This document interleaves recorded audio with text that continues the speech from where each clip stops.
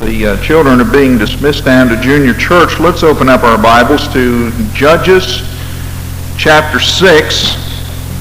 Actually, I want to talk about a character rather than from a particular passage, and we'll be sort of zipping through 3 chapters here real fast. I want to talk a little bit about Gideon. Now, there are a lot of things that we could say about Gideon, and there is an awful lot in each one of these chapters that is noteworthy and that is important, but I just want to highlight a couple of things about Gideon. And what I have titled this message is The Greatness of Mediocrity, because in Gideon we see a mediocre individual. He is not someone who is profound in the same way that some other people in the Bible are profound. Moses, who is considered to be the giver of the law, because God gave to him the law in order to bring to the children of Israel. He is not a great man as we consider great men when we look at Samuel, when we look at David, when we look even at Saul, when we look at Paul the Apostle, when we look at Simon Peter, when we look at the Apostle John and some of the others. Gideon does not have the same notoriety that these people tend to portray in our thinking and in our minds and in our attention. But Gideon was nevertheless a great man because he was a faithful man of God. And I think he was a great man because he was just an average, everyday, mediocre person like me and like you. And so therefore, when we consider him, we are considering someone who is just like ourselves. And we see how God used him, and we see that God can use someone who is mediocre even in a time of national declension and apostasy. And this is where we are when we come to Judges chapter 6. This is the 4th stage of apostasy in the land, and we see Gideon about ready to be called into the position of being a judge of the people. Remember, they had judges rather than kings, so that God could speak to the judge and the judge could speak to the people. And the judge's primary purpose was to discern in the affairs of individuals, using the Word of God and using the law in order to determine whether someone had a justifiable case or not with the judges or before the judges with the Lord according to the Word of the Lord. And so they were those who would sit in the gate of the city, and they would discern, they would make judgments in accordance with what was brought before them. So they were called upon to give godly advice and godly counsel and to straighten out some of the problems that took place. And we come to this place here in Judges 6. Actually, we're going to be considering chapters 6, 7, and 8. And we see that in chapter 6, Gideon is being called to be the 6th of the judges. There have been 5 before him. God had blessed under Deborah. And now a short period of time has passed, and we see that Israel has lapsed back into sin. And God put them under bondage. He did that a lot. Sometimes we find ourselves bound in a circumstance that over which we have no control, that we can't seem to wheedle our way out of, and sometimes it is a testing or a trial from God to prove our faith. Sometimes it is the natural outgrowth of our stepping back into that which is not right in the sight of God. In this particular case, dealing with the land of Israel, they did what we so often see them do throughout the Old Testament, and these are very familiar words in verse 1 of chapter 6. And the children of Israel did evil in the sight of the Lord. You know, the Old Testament writers must have grown weary of writing those words because they appear throughout. And as we look at their example, I think what we can see is the great mercy and love and grace that God has toward his people. By the way, if it were possible to break that wonderful relationship between father and son in the spiritual realm on a heavenly basis, God would have broken that relationship with Israel a long time ago. I think one of the greatest arguments in favor of eternal security is the existence of Israel, even to this day, and the wonderful plans that God has for Israel in the future day. They constantly stepped out of fellowship. They chose other gods rather than their God. They chose to put themselves under the discipline of other religious experiences other than the real religious experience they had with their Father in heaven. God said he adopted Israel, and he was their father, and Israel was his son. And by the way, that is still the relationship that Israel maintains with the Father, or Israel has with the Father. Israel's not maintaining it, at least not on Israel's part, but God still looks with favor upon Israel. Right now, I think that what Israel is going through, the fact that they are so obscure and small and weak and afflicted on every hand, has an awful lot to do with the fact that they've rejected their Messiah. But there is a time coming when they won't reject him. And they're going to be standing in strength, and they're going to be standing before God with a clear conscience. But that is where we find Israel, and they're under bondage to Midian. Now, not in Midian, but to Midian. Midian came to them. Sometimes God sent them into bondage, and sometimes God delivered to the door, and he brought bondage to them. And that's the case here in this passage. Now they're in trouble, and so they plead for help. Egypt, and at a time when Israel is out of fellowship with God, the Bedouins from the east and to the south of the Dead Sea began to encroach upon the land of Israel, and there was a famine in their land, so they started looking for places where there was more prosperity than they knew about, and among them were the Midianites and the Amalekites, or the Amalekites, whichever way you want to call it.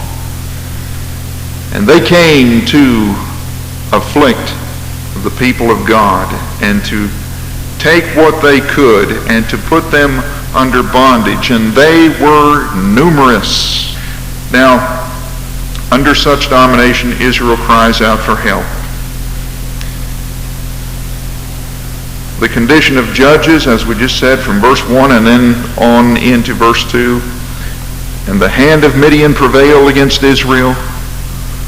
And because of the Midianites, the children of Israel made them the dens which are in the mountains and caves and strongholds. They were holding up any place they could in order to flee from the destruction of the Midianites. And they were hiding from the Midianites, and they were conducting their business where the Midianites wouldn't be able to see what they were doing. In fact, where we're going to find Gideon when we're introduced to him is that he is threshing at the olive press.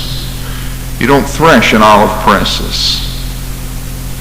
You thresh on threshing floors on the top of the hill where the wind can catch the chaff and blow it away. You press grapes at the bottom of the hill where you would have to carry the heavy burdens of grapes from the hillside vineyards to the bottom of the hill to press grapes. But if you're hiding from your enemies, then you thresh at the bottom of the hill where they can't see you. No one wants to skyline themselves when it comes time to not be seen by their enemies. So you don't walk across the crest of the hill where they are sure to see you. You hide out in the valleys. And so that's where he is at the time. And they came at a time when the crops had been planted. Look at verse 3. Now the enemy usually is wiser than most people give him credit for. And the enemies of anyone, if he has planned his strategy well, knows exactly when to attack. By the way, our enemy knows when to attack too. And he knows when we are the weakest, and he knows when we are the most vulnerable, and when it can benefit his cause the best, he will come against us. And that is the way it is with the Midianites in Israel.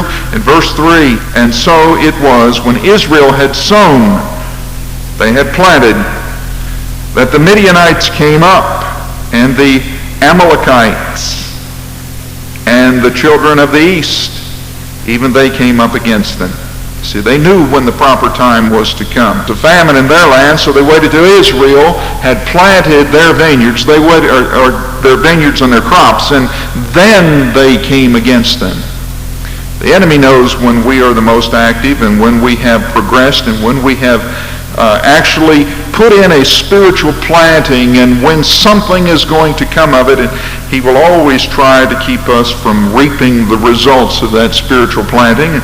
And so it is that the Midianites came against Israel. And so they came against them in order to get what they could get. Now Israel was outnumbered, plundered, and captive. That's a sad state to be in.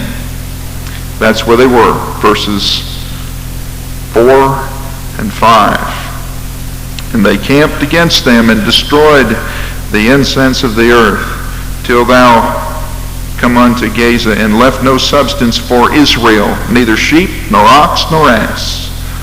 For they came up with their cattle and their tents, and they came as grasshoppers for multitude, for both they and their camels were without number.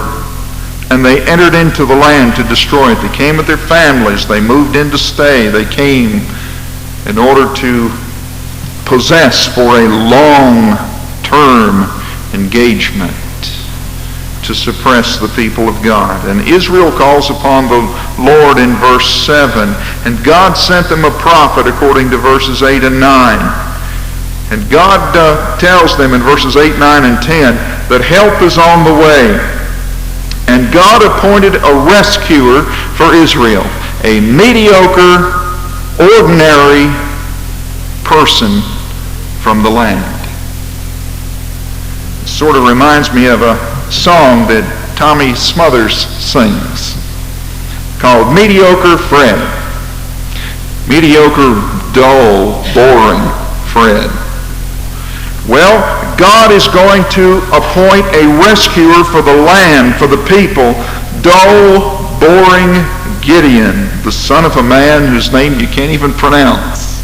Actually, his name you can, it's just where he came from you can't pronounce. He is the son of Joash, the Abiezrite. How would you like to live there? Maybe that's why they moved out and went somewhere else. But he is going to appoint him to rescue the people, to defeat the enemies, to conquer the enemies of the people, who are, by the way, the enemies of God. We find that throughout Israel's experience, that the enemies of Israel are the enemies of Israel because sometimes they are the enemies of God. And they are the enemies of God sometimes because they are the enemies of Israel.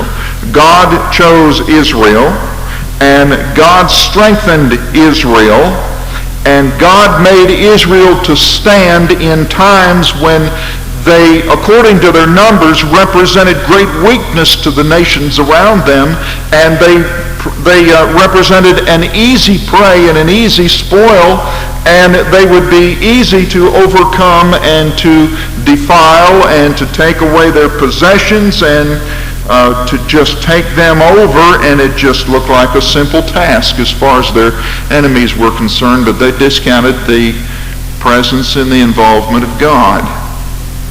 Now I want you to notice something. Even at a time when Israel is not being involved with God, is not given over primarily to the worship of God, when they are not seeking after God, when they are not seeking righteousness, still God is concerned about them. and their welfare and their well-being and their existence and whether they have provisions or not. And just because God sent bondage in their midst because of their sin does not mean that God gave up on them. And I don't know why they're so allergic to blessing. Maybe they're like us. We have times when we are so allergic to being blessed of God. We know that we cannot be adequately blessed of God unless we are in full fellowship with Him, and yet we cut the cords of fellowship. We put up the walls between ourselves and God. We draw lines of demarcation. We make divisions between ourselves and God, and God can't bless in times like that.